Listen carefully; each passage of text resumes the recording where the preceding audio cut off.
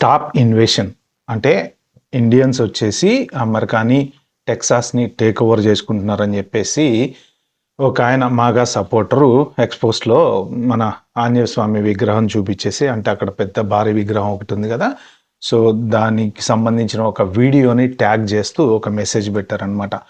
యాక్చువల్గా ఇప్పుడు ఎక్కడ చూసినా సోషల్ మీడియాలో రకరకాలుగా, అంటే మెయిన్ వచ్చేటువంటి న్యూస్, తర్వాత ఈ రీసెర్చ్లు చేస్తారు కదా, రీసెర్చర్స్ చేసే వాళ్ళు కూడా చాలా ఇవే రాస్తున్నారు అనమాట. ఆన్లైన్లో హేటెడ్ పెరిగిపోతుంది వీళ్ళ మీద. అంటే జనరల్గా ఎవరన్నా ఏదన్నా ఒక మెసేజ్ పెట్టినప్పుడు దానికి ఫాలోడ్ బై కొంతమంది ఇట్లాంటి హేట్ మెసేజ్లు పెట్టడము. ఎట్ ద సేమ్ టైము ఇంకొకటి ఏంటంటే లోకల్ వాళ్ళు మనకి సపోర్ట్ చేస్తున్నారు అనమాట. అంటే ఇప్పుడు వాళ్ళు కూడా ఏమంటారంటే అమెరికా రేసిజం పరంగా సపోర్ట్ చేస్తుంది, అన్ని ఎవరైనా సరే కుల మత జాతి విద్వేషాలకు అతీతంగా అమెరికా అందరికీ సపోర్ట్ చేస్తుంది, మనం అలా మాట్లాడకూడదని లోకల్ వాళ్ళు కూడా అంటున్నారనమాట.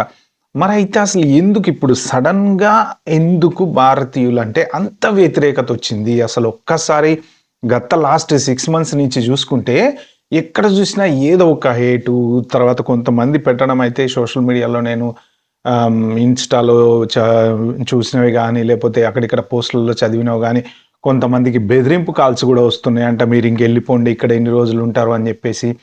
ఇప్పుడు వచ్చేసి H1Bలో జాబ్స్లోకి తీసుకోవాలంటే కూడా కొన్ని కంపెనీస్ భయపడుతున్నాయని చెప్పి కొన్ని పోస్టులు రాశారు. రియాలిటీలో, గ్రౌండ్ రియాలిటీలో ఏది ఎంత జరుగుతుందో తెలియదులే కానీ మీడియాలో మాత్రం మరి ఓవర్గా హైప్ అవుతుంది. మరి అది నిజంగా అలానే ఉందా లేదా అనేది అయితే కరెక్టే తెలీదు. ఈ పర్టికులర్ టాపిక్ గురించి వాళ్ళు మాట్లాడదాం. సో మెయిన్ ఏంటంటే ఈ H1B వల్ల చివరికి దేవుణ్ణి కూడా ఇలాంటి దాంట్లోకి లాగే పరిస్థితికి వచ్చిందనమాట. సో ఆయన ఏమన్నారు అసలు ఏంటి, ఎందుకు వేరే వాళ్ళు కూడా ఉన్నారు కదా, అయినా ఇండియన్స్ మీద ఎందుకు వ్యతిరేకత పెరుగుతుంది అనేది క్లియర్గా నేను చెప్తాను. మీరైతే లాస్ట్ వరకు చూడండి.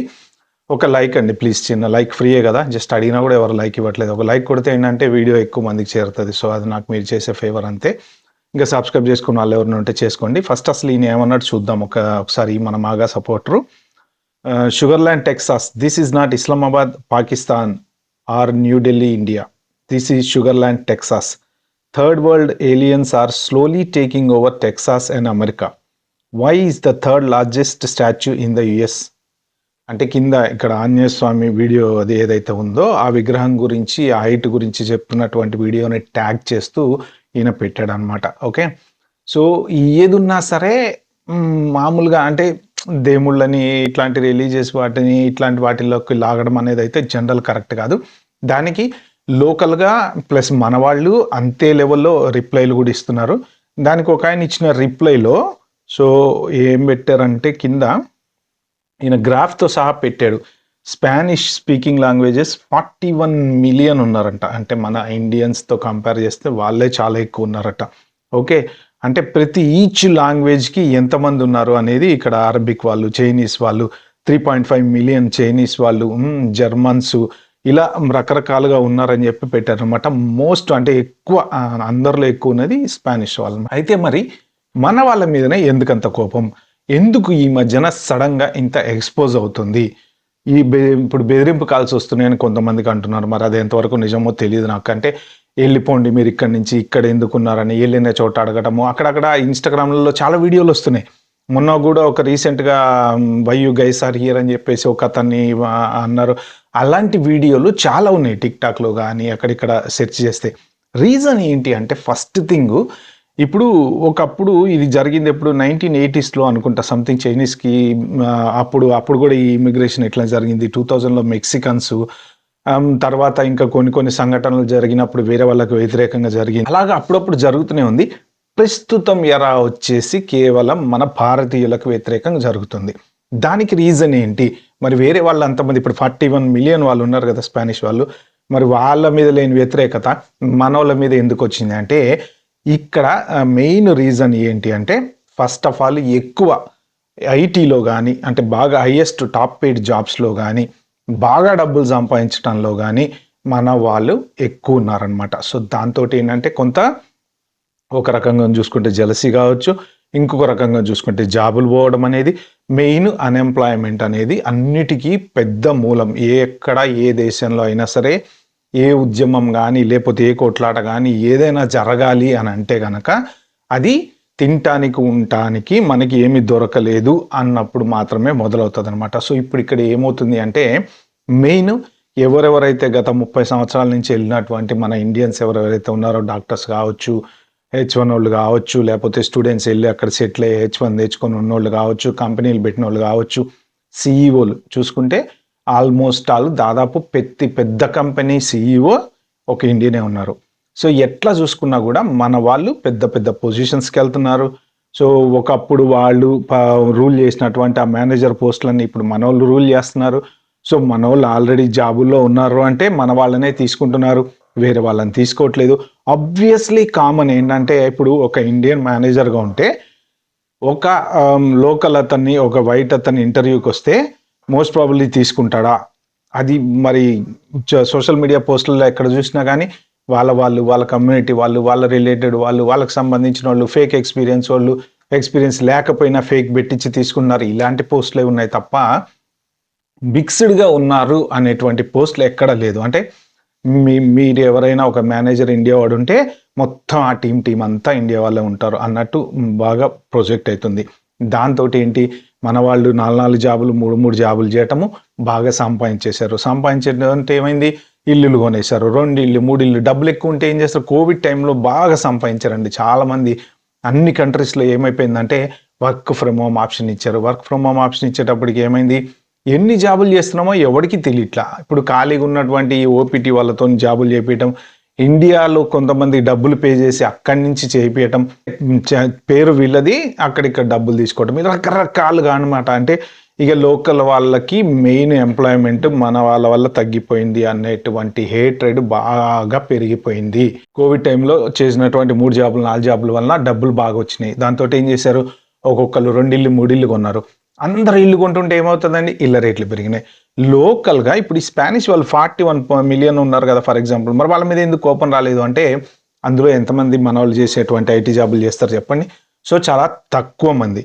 మన ఐటీ జాబ్ పర్సెంటేజ్ ఎక్కువ ఉంటుంది, మనకి పే అవుట్లు ఎక్కువ ఉండటాన ఎక్కువ ఇల్లులు కొనటము, తర్వాత ఫైనాన్షియల్గా డెవలప్ అవ్వటము, పెద్ద సిఈఓలు అవ్వటము, ఎక్కడ చూసినా మనోళ్ళు ఈ ఒక పర్టికులర్ ఏరియాలో జెండా బాతితే ఆ టెక్సాస్ మొత్తం, ఇప్పుడు డల్లాస్ని కూడా ఏమంటారు, డల్లాస్పురం అంటారు కదా, ఇలాగా ఫైనాన్షియల్గా బాగా మన వాళ్ళు లోకల్ వాళ్ళకన్నా ఎక్కువైపోయారు అనమాట. దీంతో ఏమవుతుందండి, జనరల్గా ఏమవుతుంది, జెలసీ అనేది పెరిగిపోతుంది. జెలసీ పెరగడం వల్ల వేరే వాళ్ళు ఎక్కడి నుంచో వచ్చి ఇక్కడ ఇన్ని ఇల్లులు కొనుక్కొని ఇంతింత పొజిషన్లకు వెళ్ళిపోయి ఇంతింత సంపాదించి మనకు కనీసం లోకల్లో జాబ్ చేయడానికి జాబ్ కూడా లేదు, మన సీవీ పెట్టినా కానీ ఎవడు తీసుకోవట్లేదు అనేసి వాళ్ళలో కసి మొదలైంది. దీనికి ఇంకా బ్యాక్ వెనక నుంచి సపోర్ట్ ఏముంటుంది అంటే పొలిటికల్ ప్రెషర్ అనేది కంపల్సరీ ఉంటుంది. ఈ రాజకీయం అనేది ప్రతి చోట ఉంటుంది కదా. ఇప్పుడు మన దేశంలో కూడా రాజకీయ పరంగా ఎవరెవరు ఏ పార్టీకి సపోర్ట్ చేస్తారో వాళ్ళు ఏది చేసినా కరెక్టే అంటారు అనమాట. సమర్థించే వాళ్ళు సమర్థిస్తూనే ఉంటారు. ఇప్పుడు వాళ్ళకి నచ్చిన పార్టీ పవర్లో ఉందనుకోండి, వాళ్ళు తప్పు చేసినా రైట్ చేసినా వీళ్ళు సమర్థిస్తారు. ఎందుకు అంటే దానికి ఉండేటువంటి అభిమానం అంటారు. ఇప్పుడు పార్టీకి ఉండేటువంటి అభిమానం, అది ఏ పార్టీ అన్నా కావచ్చు, రిగార్డ్లెస్ ఆఫ్ మనకు ఆ పార్టీ మీద అభిమానం ఉంది అంటే వాడు తప్పులు చేసినా రైట్లు చేసినా లంచాలు తీసుకున్నా ఇంకోటి చేసినా పాజిటివ్గా మాట్లాడతాం తప్ప నెగిటివ్గా మాట్లాడడం.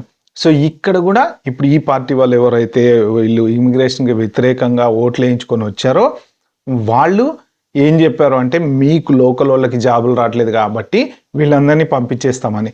దాంతో ఏమైందంటే ఈ హేట్రెడ్ స్లోగా పెరుగుతా పోయింది. మెయిన్ పెరగడానికి కారణం కూడా ఏంటంటే ఫైనాన్షియల్ స్టెబిలిటీ మన వాళ్ళకి ఎక్కువైపోయి ఇళ్ళ రేట్లు పెంచేసి లోకల్ వాళ్ళని ఒక జాబుల్లోనే కాకుండా కనీసం ఎక్కడ అసలు వాళ్ళంతా ఊర్లే ఖాళీ చేసి కొన్ని చోట్ల దూరాలు వెళ్ళిపోయే పరిస్థితి. కంటే నేను ఒక అమెరికా గురించి మాట్లాడట్లేదు, వేరే చోట్ల కొన్ని ఏరియాలు కొన్ని చోట్ల కూడా ఉంది. ఇప్పుడు ఆస్ట్రేలియాలో కూడా అంతే ఉంది, అదే పరిస్థితి. మన వాళ్ళని చూస్తే చాలా హేట్రెడ్ కనబడుతుంది. యూకేలో అంటే ఇంకా H1 చేసినంత దారుణంగా యూకే సిస్టంలో వీసాల విషయంలో అంత కరప్షన్ చేయలేదు. కానీ చాలామంది ఏం చేశారు అంటే రకరకాలుగా ఏజెన్సీలు పెట్టడము, వీసాలు చేయడము ఇట్లా చేశారు. కానీ మరి H1B అంత దారుణమైన ఇదైతే చేయలేదు యూకేలో. ఇంకా still mixed it eastern European వాళ్ళని వీళ్ళని మన ఇండియన్స్ అని అన్ని రకాల వాళ్ళు ఉన్నారు ఇక్కడ. ఒక పర్టికులర్ కమ్యూనిటీలో వాళ్ళు ఎక్కువగా ఉండడం అనేది లేదు. అమెరికాలో వచ్చేసి ఏమైందంటే మొత్తం ఐటీ అంటే ఇక ఇండియన్స్ 75% ప్లస్ 85,000 H1B వీసాలు ఎవ్రీ ఇయర్ వేస్తే 72% ఇండియన్స్ది. ఇక మిగిలింది ఎంత 28%. ఆ 28% ఏముంది, ఆ లోకల్ వాళ్ళు, చైనీస్ వాళ్ళు, వాళ్ళు వీళ్ళు వేరే వేరే దేశం వాళ్ళు ఉండుంటారు. అదర్ దాన్ దట్ క్యాప్ ఎగ్జెంప్ట్లో ఎన్ని H1Bలు వస్తున్నాయో లెక్క కూడా లేదు, ఎవరికి తెలియదు. ఇప్పుడు ఇది 85,000 లెక్క తెలుస్తుంది కదా. ఆ క్యాప్ ఎగ్జెంప్ట్లో యూనివర్సిటీలే కానివ్వండి, ఆఫీస్లే కానివ్వండి, ప్రతి ఒడు క్యాప్ ఎగ్జామ్లో అప్లై చేసుకుని అవి కూడా మొన్న ఈయన టెక్సాస్ గవర్నర్ చెప్పింది కూడా అదే. అసలు క్యాప్ ఎగ్జామ్లో అప్లై చేసినటువంటి ఎన్ని అప్లై చేశారు, ఏంటి, ఎందుకు అప్లై చేశారో లెక్క తీయండి అని చెప్పేసి. సో మెయిన్ హేట్రెడ్ పెరగడానికి కారణం అదనమాట. చెప్పలేం. కాబట్టి ఏంటంటే ప్రస్తుతానికి ఎవ్వరు కూడా ఓవర్ రియాక్ట్ కాకండి. ఇలాంటి ఇన్సిడెంట్స్ ఎక్కడైనా ఏమైనా జరిగితే, ఇప్పుడు ఈయనని కాంట్రడిక్ట్ చేస్తూ చాలామంది కామెంట్స్ పెట్టారు. అందరూ అట్లా నువ్వు రేసిజం గురించి మాట్లాడకూడదు, అట్లా మాట్లాడకూడదు, ఇది మాట్లాడకూడదు అని చెప్పి పెట్టారు. But at the same time social మీడియాలో ఒక డిస్కషన్లో ఉండేది వేరు, మళ్ళీ బయటకు వచ్చి బయట ఏదైనా ఇన్సిడెంట్ జరిగితే ఉండేది వేరు. ఎట్ ద సేమ్ టైం ఇలాంటివి ఏమన్నా కనుక ఈ డిస్కషన్లు చిలికి గాలివాన అయితే కనుక మళ్ళీ మీరు ఎప్పుడన్నా గ్రీన్ కార్డులకు పోయినప్పుడు మళ్ళీ సోషల్ మీడియా చెక్ చేస్తున్నారు కదా ఇప్పుడు అంతా. అలాంటప్పుడు ఏదన్నా పొరపాటున ఏదో కామెంట్ పెట్టబోయి ఏదో కామెంట్ పెడితే మళ్ళీ అక్కడ మీకు ప్రాబ్లం అవుతుంది. కాబట్టి జస్ట్ స్టే కామ్. ఏం చేసేది ఏం లేదు, కామ్గా ఉండండి, మీ పని మీరు చూసుకోండి. ఎక్కడన్నా ఎవరన్నా ఏమన్నా రెచ్చగొట్టడానికి ప్రయత్నం చేస్తే కామ్గా తలంచుకొని వెళ్ళిపోండి, అంతే తప్ప అనవసరంగా ఎక్కడ ఏ వివాదాల్లో ఇన్వాల్వ్ కావద్దు. ఓకే ఫ్రెండ్స్, ఇది వీడియోని చెప్దాం అనుకుంది. వీడియో మీకు నచ్చినట్టుంటే ప్లీజ్ అండి like, share, subscribe my channel. Wait for the next video. Bye, have a good day.